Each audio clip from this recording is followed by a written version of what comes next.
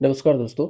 आपको इस वीडियो में एक जो उत्तर प्रदेश के संभल में जो खुदाई हो रही है, उसमें तरह-तरह की चीज़ें मिल रहे हैं।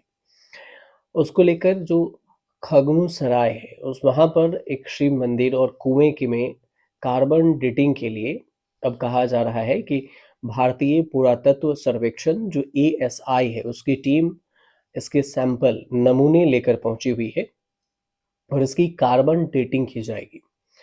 ताकि ये पता लगाया जा सके कि मंदिर और कुआं कौन सी सदी का है, कितने साल पुराना है। इससे पहले ज्ञानवापी मस्जिद में भी मिले जो कथित शिवलिंग की कार्बन डेटिंग की बात हुई थी, जिस पर सुप्रीम कोर्ट ने रोक लगा दी थी। लेकिन कार्बन डेटिंग का नाम अक्सर किसी पुरातात्विक खोज में आता रहा है। दुनिया में पहली बार कार्बन डेटिंग का उपयोग ब्रिटेन के स्टोन हेग में हुआ था। इसमें ये पता चला कि स्मारक 3 से 2000 ईसा पूर्व अलग-अलग चरणों में हुआ है।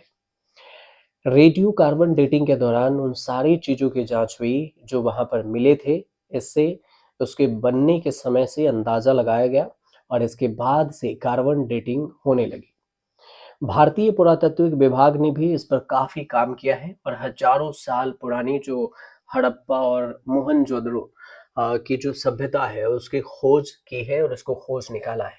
लेकिन कार्बन डेटिंग पर तब खूब चर्चा हुई जब राम मंदिर विवाद में इसका काम सामने आया।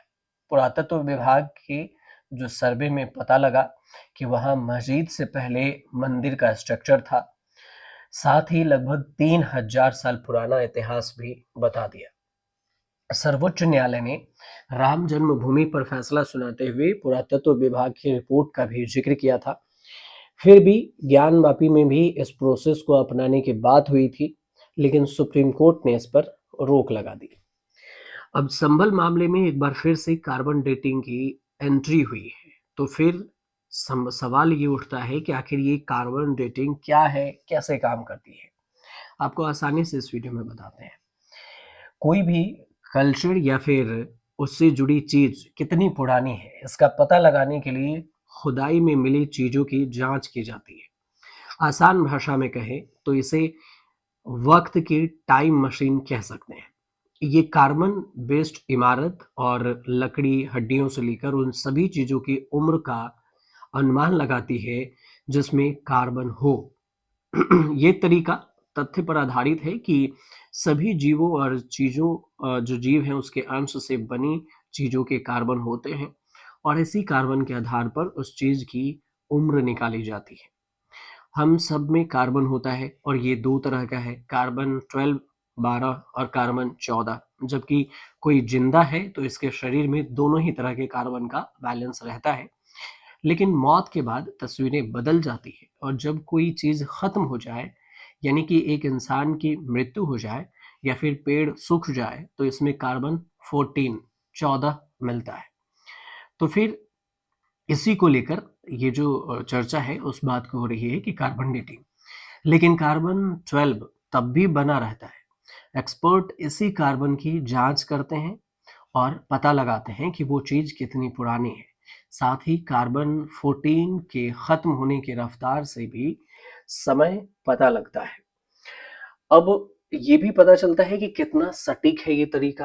कार्बन डेटिंग लगभग 50,000 साल पुरानी चीजों के लिए सही अनुमान लगा पाता है, लेकिन इसके बाद ये अनुमान हल्का पड़ जाता है। और ये एक बात और है कि डेटिंग की ये जो तकनीक है केवल जिंदा चीजें जैसे कि पेड़ की लकड़ी, कागज, हड्डियों पर काम करती है और एलिमेंट्स जो धातु या फिर पत्थर जैसी चीजों के बारे में कमजोर अनुमान लगा पाती है। अब सवाल यह है कि मंदिर या कुएं की कार्बन डेटिंग कैसे हो सकती है? वे भी तो मृत ही हैं, वो उनके भी तो जीव नहीं है। तो इसके लिए एक खास तरीका अपनाया जाता है और ये जो खास तरीका है उसे इनडायरेक्ट कहा है। और इमारत के साथ कोई भी कार्बन चीज जैसे कि मरे हुए चीज हैं, इसको पता लगाना, कीड़े पौधे फंसे होते हैं और इससे पता लगाया जा सकता है कि ये फला चीज कितनी पुरानी है। कार्बन डेटिंग के अलावा चीजों की जो उम्र है उससे पता लगाया जाता है और इसके तरीके भी इसका इस्तेमाल पुरातत्व कहते हैं। थर्मो ल्यूमिनेसेंस है। थर्मोल्यूमिनेसेंस डेटिंग से पत्थर, मिट्टी और क्रिस्टल की उम्र पता लगती है। डेंड्रोक्रोनोलॉजी के जरिए पेड़ों की उम्र और आसपास जो घट चुकी पर्यावरणीय चीज है इसका पता लगाया जाता है। इसी तरह थर्मोल्यूसेंस और ऑप्टिकल स्टूमुलेटेड ल्यूमिनेसेंस डेटिंग है, उन पर काम करते हैं जो कि सूरज के कॉन्ट्रैक्ट में कम आए हों। स्ट्रेटिग्राफी से जमीन की परत की स्टडी होती है और कई बातें निकल कर सामने आती है। तो कुछ इस तरह से जो कार्बन डेटिंग इसमें भी किया जाएगा, जो संभल की जो चीजें मिल रही है, पुरातत्व चीज, उनकी कार्बन डेटिंग होगी और फिर पता चलेगा कि ये चीजें कितने साल पुरानी है, कब की है और इसे कब दबा दिया गया, कितने साल से ये दबा हुआ है, और इसके बाद ही इन सब सारी चीजों से पर्दा उठ जाएगा। उम्मीद करते हैं कि आपको कार्बन डेटिंग की जो कहानी है वो आसान भाषा में समझ में आ गई होगी। अगर आ गई हो तो चैनल को सब्सक्राइब कीजिएगा, शेयर कीजिएगा, कमेंट कीजिएगा।